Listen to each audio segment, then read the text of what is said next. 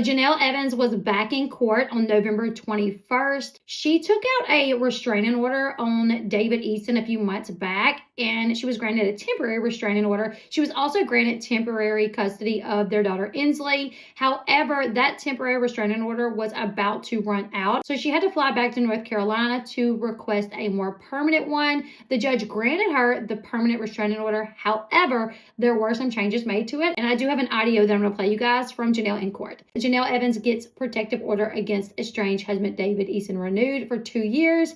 Hear her tell the judge, "I don't feel safe." 2024, David Easton went to my property and broke my gate, broke into my building, and tried to take a bunch of four-wheelers and dirt bikes. He then went to the protective order right now, and I don't feel safe. My kids don't feel safe, and she just keeps violating it. Jenelle recently filed for and received a renewal of her existing DV protective order against her former soulmate, David.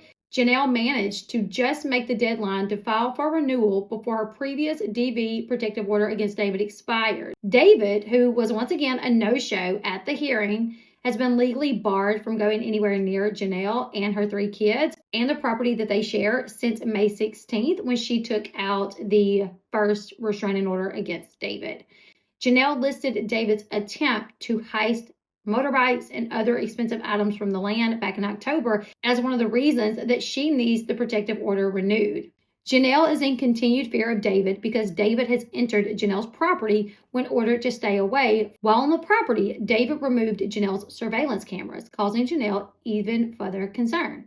The order to renew states that the judge felt that there is good reason to renew Jenelle's protective order against David. In fact, the judge renewed it for the maximum term of 2 years, meaning David will not be allowed to go near Jenelle or her 2 boys until November 13th, 2026. However, he is not legally barred from seeing Inslee. Now, the temporary restraining order did include Inslee, but this one does not. The judge specifically stated that all provisions of the May 2024 restraining order stand and are renewed except for the award of temporary custody of Inslee. The issue of custody of Inslee is being handled by its own separate court case and will no longer fall under this protective order. David will be spending plenty of time in court this holiday season, as he is due to appear in court next week to face the criminal charges against him stemming from the break-in on the land back in October.